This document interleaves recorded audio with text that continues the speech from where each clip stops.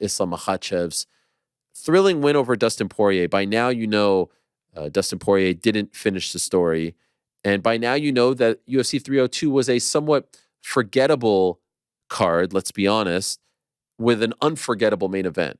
In my opinion, as of right this second, that is the fight of the year because I was riveted. I was struggling during the co-main. I still don't understand why the co-main was 5 rounds, and it didn't feel like a number one contender fight for me, and it wasn't billed as such. And so I'm still a little bit confused. And I thought it took a lot of the life out of the building because the Kevin Holland win was certainly thrilling. His submission win over Michal Oleksiejczuk. The co-main was a tough watch, and then you get to the main event, and Dustin Poirier walks out to the cover of Diamonds and the great song, pay the cost to be the boss. And it's just such a scene. And he's wearing the gold gloves. And then there's Islam. And then you're watching it and you're like, oh man, is this going to end in 2 minutes? And then he survives that first round. And then there's ebbs and flows. And there's moments where he's doing his thing and he's going to the body and he's boxing and he's stuffing a takedown here or there and he's surviving some submission attempts. Overall, it just seems like an absolute, just a miserable experience going up against Islam. Just a miserable experience. He is just so relentless. He is so strong. He doesn't stop. And even the final sequence, you see how he transitions into the Darce. The guy is he's like an octopus down there. And, what he has, there's going to be the constant comparison between him and Khabib. He's a much better striker than Khabib was. And maybe Khabib was just a little bit tougher on the ground, but complete package, he is that guy. And while you could walk away from that fight saying, okay, Dustin was able to stuff this and he was able to survive that, that was a big time performance where Islam had to dig deep against a guy who was literally laying it all on the line. This was it. Does Dustin fight again? We could talk about that. Does he walk away? We'll talk about it. But he emptied the tank. There was nothing left. Islam's just trying to survive and successfully defend the belt and move on to the next. Dustin is fighting for his life. He is fighting for his dreams. And so I thought that was a really impressive, in the moment, I will admit. Like when I did the post show, I was like, were there some holes? If I'm Arman Tsarukyan, am I walking away thinking, all right, I got this? That's in the moment. But as I let the performance marinate till today, blown away by what Islam did. And then, you find out that maybe he was dealing with some stuff, and everyone's dealing with some stuff. But like that was a big time performance against a guy who was desperate. There's so much that we could talk about as far as that fight is concerned, and we will on today's program. Where does Islam go from here?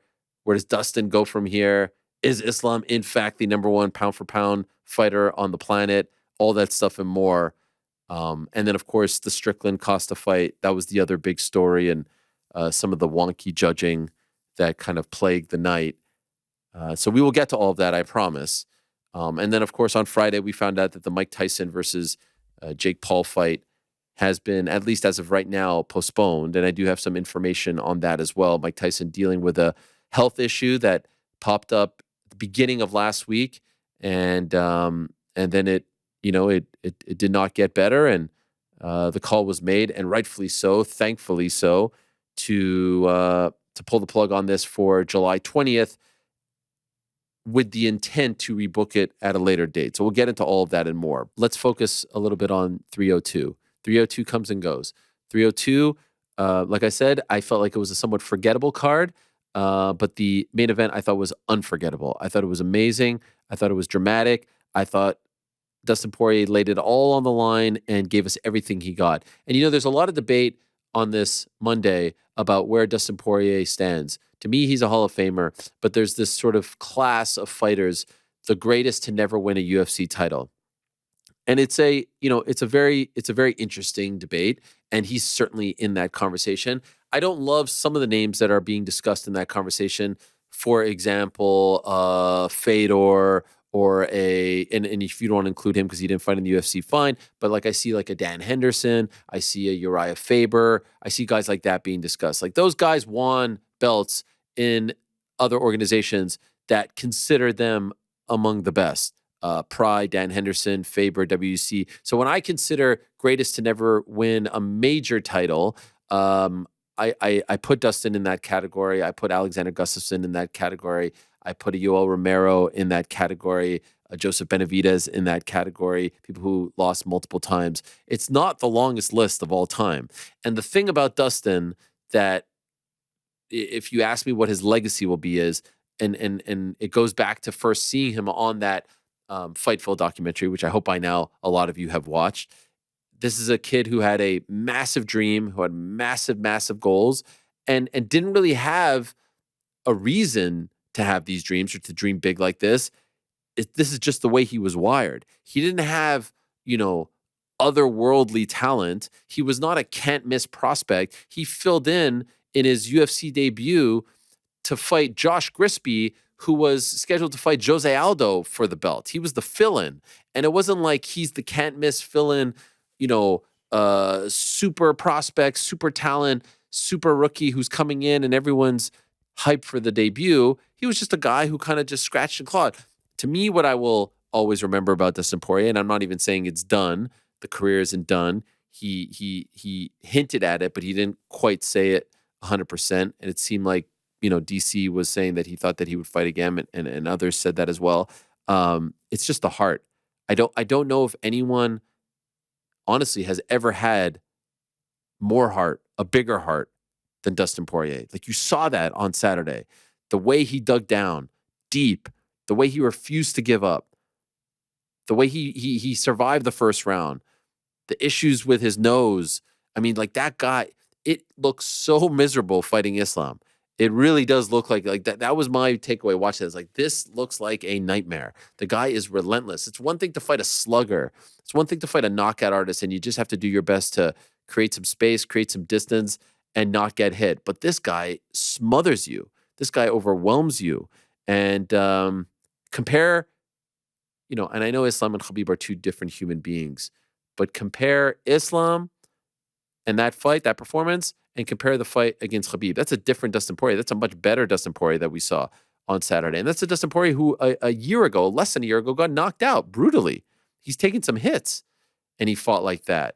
And so I was really, really impressed with Dustin. And I do, there's a part of me that does feel bad for Islam for a couple different reasons. Like, number one, the big story going into the fight was, finish the story and all that stuff. And Dustin, is he going to get it done and all that? And what a great idea. I mean, ESPN nailed it with that promo with Cody Rhodes. What a great concept. Whoever thought of the whole finish the story thing for Dustin, just take a bow. Great stuff. And so maybe Islam as champion, and in most people's eyes, the pound for pound best in the world right now, maybe he wasn't getting the credit and the love that he deserved. And even in the aftermath, a lot of it is about, Dustin falling short, but the heart and all that stuff.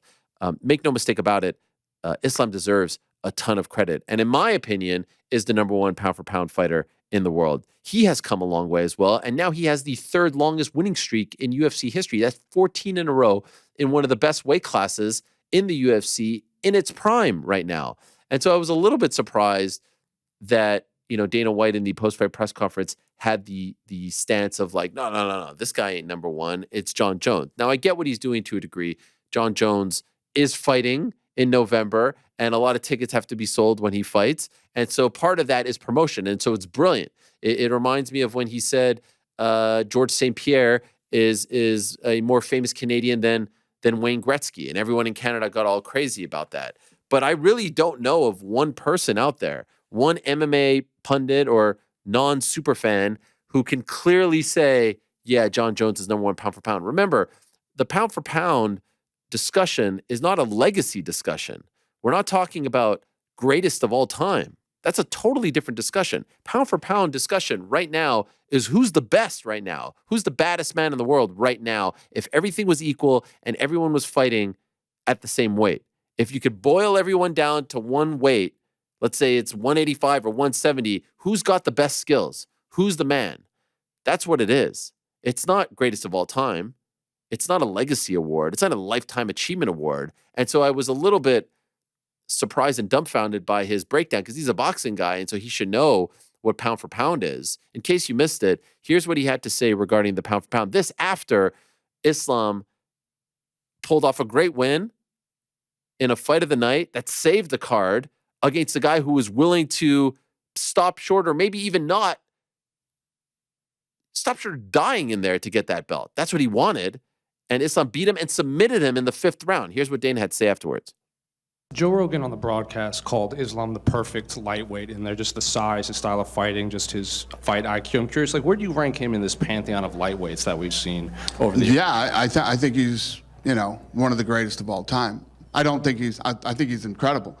I don't think he's the pound-for-pound best fighter in the world. For anybody to call Islam the pound-for-pound best fighter in the world when Jon Jones is still fighting is nuts and shouldn't be ranking in the pound-for-pound or doing any of the rankings ever, if that's what you really think. Jon Jones has never lost a fight ever. He's fought all the baddest dudes in the world. And then when you think about what pound-for-pound rankings really mean, he moved it up to heavyweight and destroyed the best guy in the world. Pause right there. He did move up to heavyweight. He didn't beat the best guy in the world. He beat a guy who didn't have a belt, who lost to, at the time, the best guy in the world, who walked away. And so, again, important to note that, yes, he did move up once, and Islam fought a guy at who was champion at the time at 45, who moved up to 55. But Jon Jones has fought once since 2020. Once since 2020. Islam Makhachev has fought 1, 2, 3, 4, 5, 6, 7, 8 times since that fight in February of 2020. So it's 8-1. And the wins, by the way, Drew Dober, Thiago Moises, Dan Hooker, Bobby Green, Charles Oliveira, Volk twice, Dustin Poirier, versus 1 win over Cyril Gane. Again, this isn't a lifetime. These are 2 separate conversations. You want to have the Jon Jones best fighter in the world conversation? Best fighter of all time, conversation? Yes. I'm all in. Jon is that guy. Now, you want to have the never tested positive greatest fighter of all time conversation? Yes, I'm all in. Jon is not that guy. That's George St. Pierre. Best fighter of all time, all things equal, anything goes, Jon is that guy. Not everything goes, can't test positive, GSP is that guy. Best fighter right now, pound for pound? How could you say it's Jon Jones? Honestly, how could you say? We're not talking about things that happened in 2011, 2012. We're talking about everything equal, same weight class right now, skill sets, boom, who matches up, and who is, to me, it's Islam or Leon. Really, that's the one I kind of go back and forth. But after Saturday, how is it not Islam? How is it not? Let's just keep listening to the rest. As long as Jon Jones is still fighting, active, and in the rankings, yeah, nobody's pound-for-pound best fighter in the world. What would it take for him to surpass Jon Jones in your mind for that pound-for-pound number 1? I mean, when you think about what pound-for-pound really means, right? He fought Volkanovski, who's a weight class lower than him. Jon Jones beat everybody at light heavyweight, then beat the best heavyweight in the division like it was nothing at a higher weight class. So, Jon Jones is absolutely positively the pound-for-pound best fighter in the world, probably the greatest fighter of all time in any sport. When you talk about who's the baddest dude in the world, you put 2 guys in a room and who walks out, Jon Jones walks out of the room every time. No question about it. Yeah. And in no way trying to diminish Jon's accomplishments, but he's fought, but he's fought once in the last however many years. Islam's fighting multiple times a year, defending. So at what point does activity outweigh Jon's? Beautiful. I like that you asked that question. Let's talk about activity. 3 years off. Nobody, not even Ali, nobody's ever come from 3 years off and looked the same. Jon Jones walked through the heavyweight, the number 1 guy in the heavyweight division, like it was nothing with 3 years off. Yeah. Jon Jones is the best ever. Again. Ever. And when I say ever, I mean in any combat sport.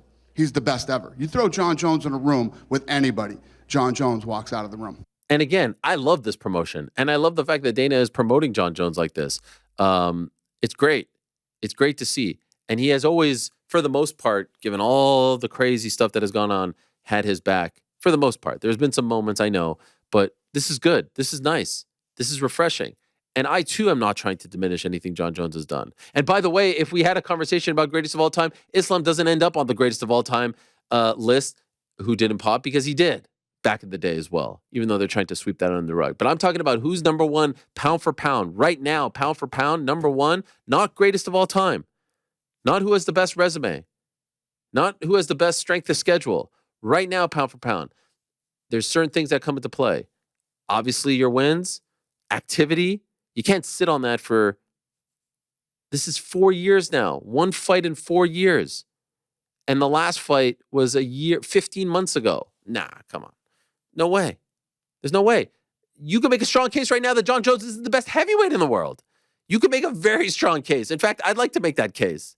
I'd like to make that case on behalf of Tom Aspinall, that he's not even the best heavyweight in the world right now. Now, of course, that's all up to debate. But I was a little surprised it was that strong. Like, that's a fight where, to me, the promoter comes up there and says, did you see what that guy just did?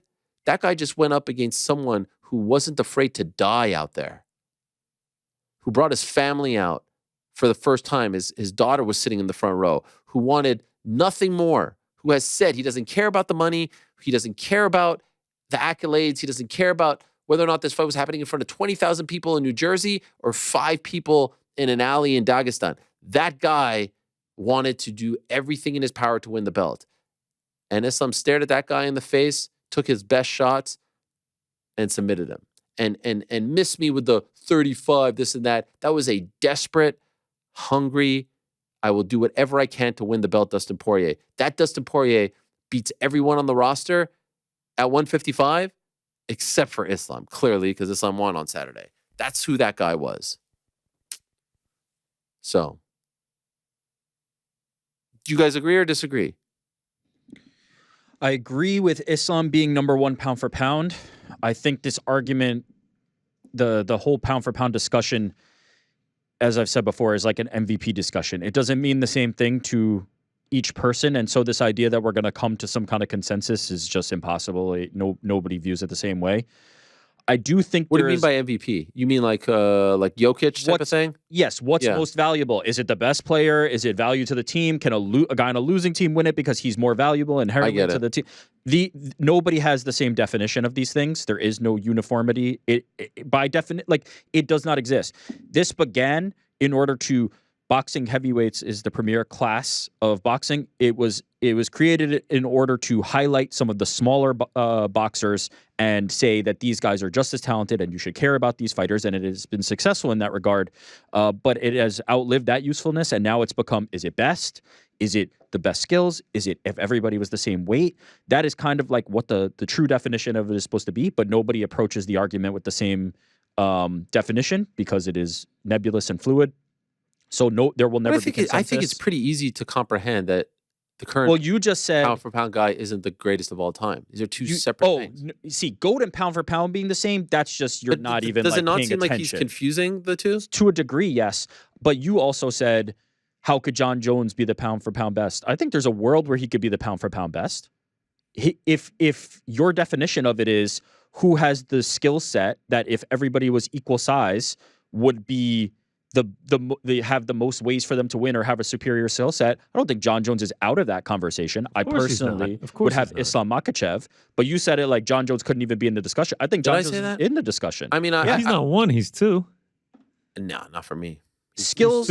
Leon. Again, see, this is why. Nobody will ever agree on this. But skill for skill, Jon Jones is up there with anybody in my estimation. He is, but I do think activity matters. Does it? Yeah, to me. In your definition, it does. Does it? But I'm just saying, I thought he lost to Dominic Reyes. I thought the Thiago Santos fight was whatever. Here's where it becomes difficult, right? And it's just now one fight. You're including resume talks. You just said now Jon Jones has to be resume. Well, you just said resume doesn't matter, right? What Jon Jones has done in the past doesn't matter, you said. No. It has to be the resume. I'm not talking about I'm talking the resume of like the last 3-4 fights. I'm not talking about what happened in 2011. What is the cutoff? It just so happens that his last 3-4 fights happened in 2019 and 2020. So I have to go all the way back there. What is the cutoff? I'm not comparing Islam of today to Islam who beat Thiago Moises. What is the cutoff? You got to look at the last few fights. Last few fights, Leon Edwards and Islam are the best guys. The period that I'm looking at, which is the last few fights, Jon Jones didn't even fight. He fought once in that period. He fought once. That's fine. I'm not. I don't even think people should be ranked if they don't fight for a year. I'm just wondering, is somebody else going to go, yes, it's 4 fights, or is somebody going to go, no, it's 10? There will never be fights uniformity. Spanning 15 years. I mean, it's crazy. Or yeah, no, I mean, it's Alex's 10 fights versus Islam's 10 fights. That's fine too. I'm just saying, you may go, it's 4 fights. They may go, it's 10 fights. There's never going to be any it's a debate that you cannot get to the bottom of. It's an unanswerable question. Can we agree on this one? Can we agree on this one? The timing of that is a little bit weird. Oh yeah, big time. Okay, I'm glad we agree on that. I'm nearly unanimously the number 1 pound for pound guy after he just had an incredible performance. Maybe the fight of the year. To come next and be like, nah, he's not. That's a weird. That's a weird. If I'm Islam, I'm like, damn, dog. You know what? I'm not gonna lie. I'm still hung up on Rick using Nebulous. I was not expecting that. I mean, he pulled out the thesaurus for that one. That was incredible. Islam doesn't care. Islam doesn't give. I know at the end of Khabib's career is very important for him to be number 1 pound for pound. I know there's a certain element of them wanting to kind of have that. Islam has now been number 1 pound for pound for quite a while. So I don't think he cares as much about it in significance. That dude just wants to beat people up and make I think money. he actually addressed it and was just like, oh, well, that's his opinion. Yeah, I mean, it's a lose-lose situation. But then, okay, Dana brings up one thing in that clip that does come into play now. He says, all right, pound for pound, the guy moved up and he beat the top guy, Ciryl Gane. Well, what did Islam say? And I was a little surprised that there were no questions or reference whatsoever to Arman Tsarukyan in the post-fight interview, but it seems like he really wants to fight at 170. This, to me, can't happen until he fights Arman Tsarukyan. Agreed. If Leon Edwards beats Bilal Muhammad, maybe there's a chance that it happens. If Bilal wins, they have a relationship, they're friends. I don't know if that happens. But either or, Arman Tsarukyan versus Islam is a much more interesting and a bigger fight, and Arman has earned it. He beat Charles Oliveira. He took that fight on short notice many moons ago. He came this close. I think he's 9-1 since then. That's the fight. Do you guys have more interest in Islam going to 170 as opposed to fighting Arman Tsarukyan next? No, I like him defending the 155 belt against another 155er. And we saw that fight before, and it was fairly competitive. And I think Arman has done nothing but improve since the first time. So yeah, that's the fight that I want to see. And if he continues to defend the 155 belt and Leon retains at 170, then that's a fight that I'm also very interested in seeing. I am absolutely 100% on the same page and care more about the Arman fight. The only thing I would present is, if I'm Islam Makhachev, I gave your featherweight champion 2 cracks 100%. at my belt, and I want a crack at the belt up is not. There's no faulty logic there. I could understand somebody feeling that way, especially if you do feel like I am a pound for pound great, right? I am a great at no matter what weight class. I can go up. And I mean, Kevin Holland in his media day was like, yeah, he'll be the champ at 170. Like, I think Islam has a real shot to be the 170-pound champ. I could understand feeling that way. I am more interested in the Arman fight. You know, also, go ahead. I think at the post-fight presser, someone did reference the tweet that Arman put out, like, congratulations, don't try to run to 170. And Islam said that if that's what Dana White wants, then yeah, no, we can do it. 100%. I can also see him saying like, okay, you don't think I'm the man because John Jones moved up? Okay, give me the chance to move up. Yeah, right. Give me the chance. You gave Volk a chance, and then you gave him another chance. I know it was short notice. But give me that chance too. And so I can understand that. And it is a whole different ball game, right? When you're going up just to add to your gold as opposed to, the other guy who's playing with house's money. So I understand where he's coming from. But to me, Arman versus Islam is a riveting fight. And honestly, after Saturday and after some of the things that Dustin did successfully, I want to see it even more. For sure. What if Islam can't get Arman down? And then it's just them two on their feet. So I want to see it even more. Was that the last time we see Dustin Poirier fight? Nope. Yeah, I don't think so. Me neither. He's born for this. This is Dustin Poirier. I just couldn't see it. Especially if you asked me after Justin Gaethje, I don't know if we talked. I'm sure we talked about it. I don't know if you asked me. I don't remember what I would have said. That felt more like the moment, right? That, to me, to crawl out of that hole, and he was very clear in speaking to you how deep and dark that became, that would have been the moment. After pushing Islam Makhachev, now, I'm not going to pretend that I thought that fight was in the balance at any point. I did not have a 2-2. I thought Islam was winning that fight, but I thought Dustin gave a very good account of himself, looked extremely good. I wouldn't be ready to just call it quits. There's so much money out there to be made. He's worked his whole career, and now he's finally in position that he can make the most amount of money he's ever going to make for his family and his career. This would be a terrible time to walk away, considering how good he is. I think Islam is of the opinion that he might be the best guy if Islam wasn't there. So, yeah, I don't think he walks away. I think it would be the worst possible time to walk away, to be honest. He looks good. He looks good. He got caught by a Justin Gaethje head kick. That's it. He's in there with Islam Makhachev, who was the number 1 pound-for-pound fighter, and he looked good. He looked extremely capable. There were moments in that fight where you thought, okay, Dustin is at the level that we thought he is. The continuous pulling up of the shorts, I can't help but think of that DJ video. You know the DJ video? As soon as he got out there, he started pulling them up. I was like, oh, wow, we're in for one here. Like, I'm talking like, I think before even a punch was thrown, he was adjusting the shorts. The shorts look great. The floor, I was totally okay with that. I don't know about those new gloves. Guys. Like, can I just say, in person, they looked a little bit cheap. I got to be honest. Well, not only do they look cheap, by the end, I saw the logo, the UFC logo. Oh yeah, we got pics. I mean, gone. I noticed it in mid-fight. Like, what the hell? How does that happen? It's also weird. Like, Islam posted this. Like, one is completely intact, the other is completely gone off of the glove. They had this issue before, and I thought they fixed it when they had the 30 on them. For the 30th special anniversary. edition.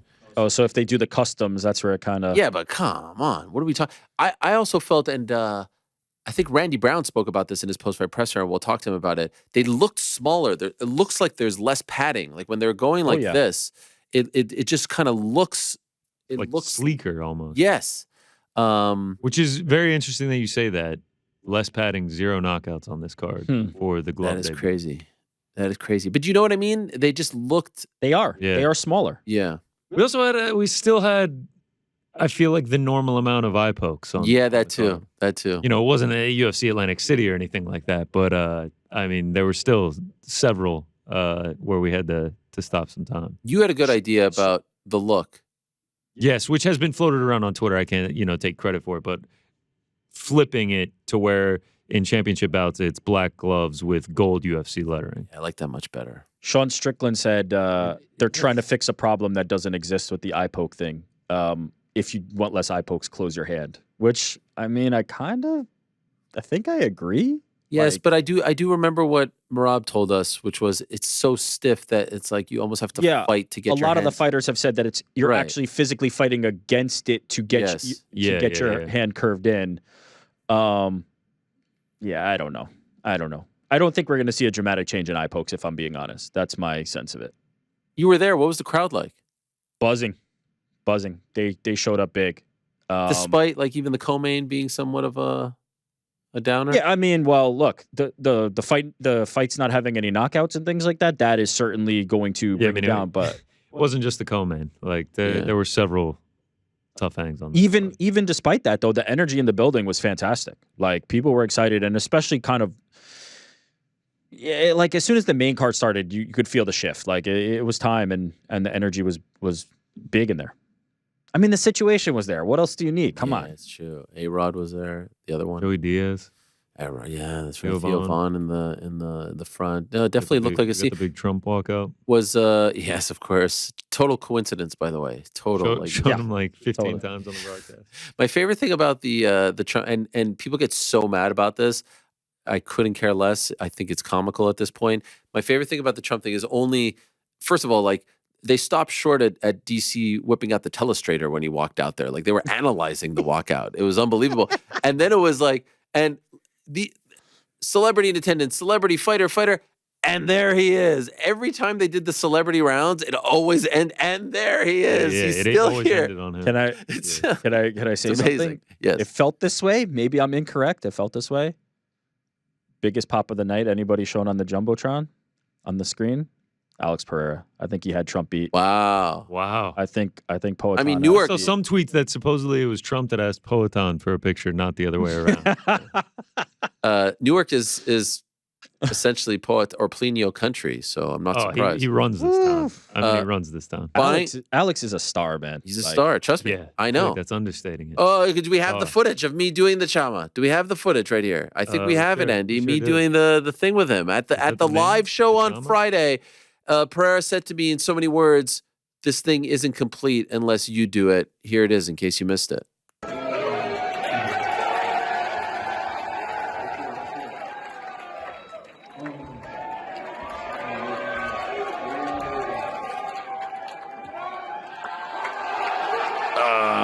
That's amazing. Got to get heavy on the back foot, he said. Yeah, I screwed that up. Yeah, I mean, we got a couple good pictures of it too. I mean, oh yeah, what do we got? Let's see. You got this one. Look at this. This is us firing it up, courtesy of Susan. Yeah. I mean, obviously, I was running around in the back, had the earpiece on, was getting programming and everything like that, and I was so far away from the stage that it kind of cut out, and then it cut back in with Pereira like doing the scream. Wow, I wonder what's going on out there. No, he was feeling it. I didn't think he'd actually do the scream. That was a huge pop. What was bigger, that pop or the DC reveal pop? I think DC. Let's hear it. Here's the DC reveal pop.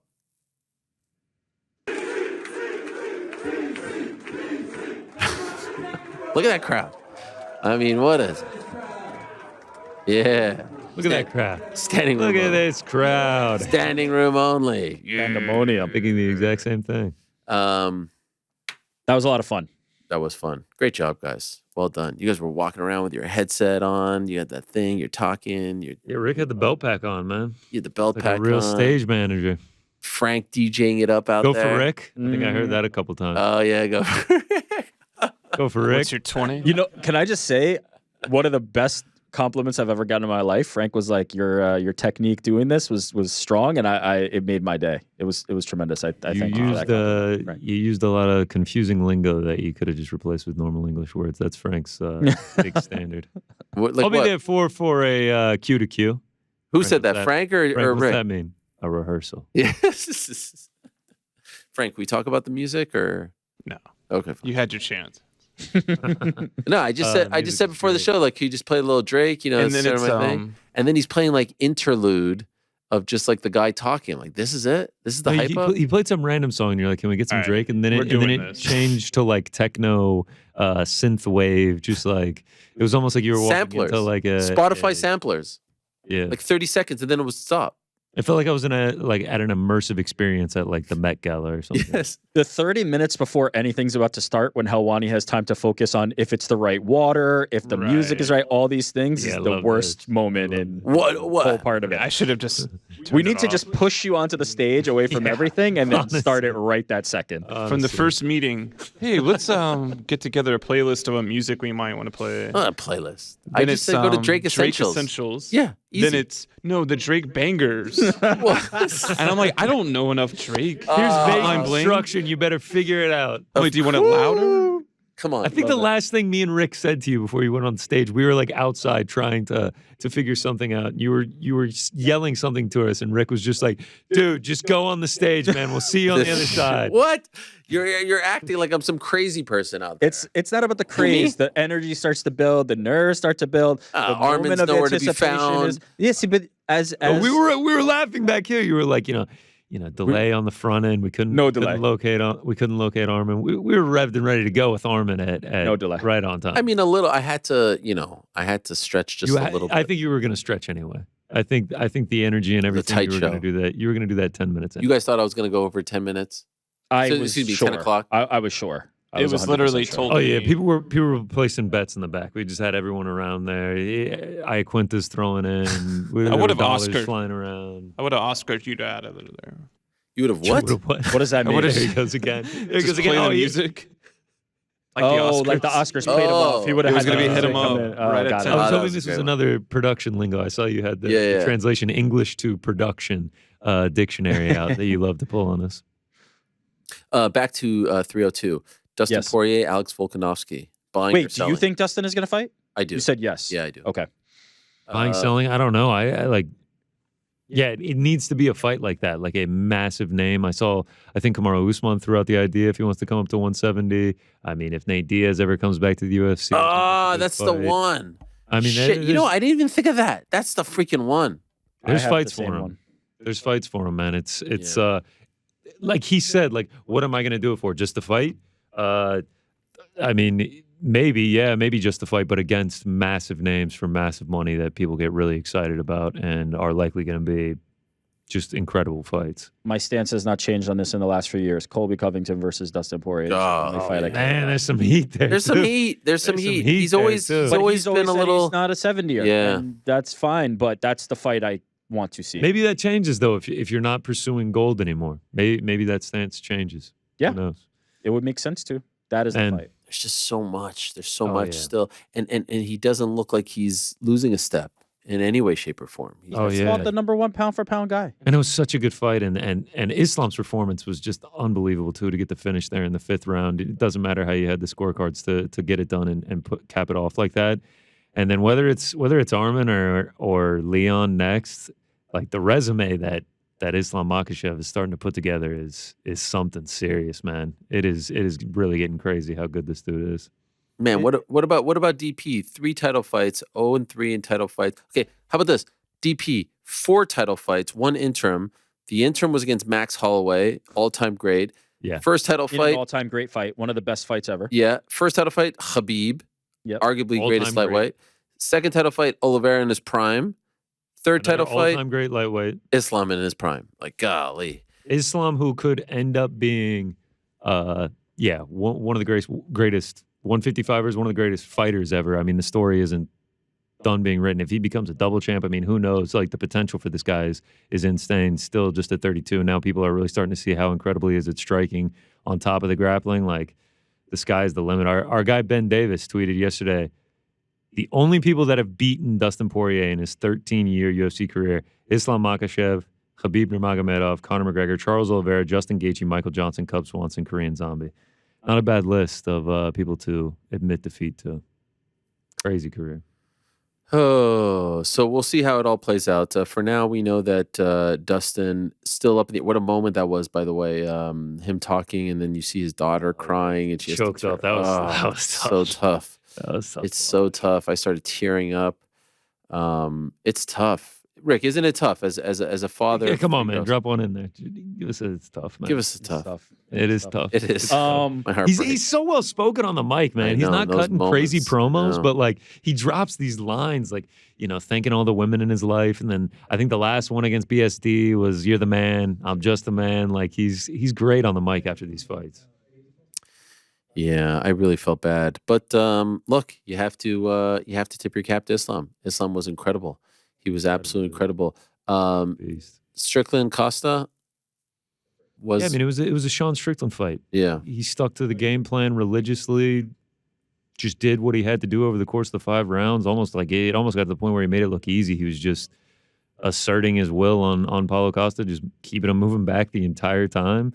It's not the most pleasing on the eyes, but I mean, it's a damn good strategy to win and remain at the top of the middleweight division. I have to question Paulo Costa. Like, yeah, Sean Strickland fights that way every single time. If you were not prepared for that, then what were you prepared for? Like, that is the exact fight that you were presented, and you just were not prepared. Like, and he dropped that video of like, I'm gonna go back to my old ways of like being brutal and just going for it and fuck point fighting. This was the fight to do that. Like, just go for broke, and if it doesn't work out, then you're either gonna lose a decision, or you're going to knock Strickland out. Yeah. It feels like we should have had that thinking going into the fight on Saturday. I mean, if there was any doubt that the Khamzat-Whitaker fight is a potential number 1 contender fight, I think that kind of sealed it, right? There was an opportunity maybe for Strickland, especially because he is tied to both Izzy and DDP, to do something great in leapfrog. I don't think there's a huge demand. Do you feel like there is, Rick? I do. You do? Yeah, I mean, he's such a star, dude. People fucks with him. He wins, and it doesn't matter if it's exciting or not because his fans are made outside of the octagon. It's the things that he says. P.T. Carroll said this to me, and he was spot on. There's moments in every Sean Strickland fight where the fans that are there to see him are booing him because it's not that, look, he's not the most thrilling fighter. Let's call it what it is. He's walking forward with teeps and jabs. Like, that's what he does. Then the moment the fight's over, he's won, he's on the mic, they're cheering like they've never cheered for anybody in their lives. Like he just has it. Whatever it is that doesn't have to do with the 25 minutes in the cage. Right. They love him. They absolutely love him. I have learned to love one thing about Sean Strickland fights, and it's the last 20 to 15 seconds of just emptying the tank completely at the end of the fight, where he just goes crazy and starts doing wild things. I think this time he jumped, and there's all these screenshots he looks like a karate fighter. It's wild. He just empties the clip in the most insane ways for the last 15 seconds of the fight when he realizes it's in hand. There was some talk of maybe Paulo joining us in studio today. He's still in New Jersey, but I think he's pretty banged up from all that activity in the leg region, so it is not happening. And let's see, he has said that he's going to change his ways. He's going to stop worrying about scorecards and scoring points and things like that. So let's see what this. Yeah, just a brief note. Since he lost that Izzy fight, he was knocking everyone out going into that one. Since he lost that fight, 4 straight decisions. Damn. Yeah, he was the eraser. He was erasing. Literally the eraser. Much more to talk about regarding 302. Have some thoughts on the judging, which was completely bizarre in that one particular fight that we're just talking about, the Strickland Costa fight. The one judge who scored it, David Torelli, 49-46. It was the classic 49-46, both directions, and then a 50-45 in the other direction too. How is that possible? He also had a weird one in the Andre Lima fight. But also want to talk about the Kevin Holland finish too. We do have to talk about. I thought 302 had the best fight of the day, June 1st, but the best card of the day, in my opinion, happened in Riyadh. The 5v5 was a great card. It didn't have the best fight per se, some good fights, but the card was amazing. Every fight on there was pretty damn fun, and it ended with the Zhile Zhang knockout of Deontay Wilder. We also have to talk about the cancellation or postponement of Mike Tyson versus Jake Paul. I have some information on that as well. Thanks for watching. We appreciate it very much. Hey, if you like this video, give us the old thumbs up. Subscribe as well. You could get many more of these videos on the channel, so please do that. We would love you forever if you did so.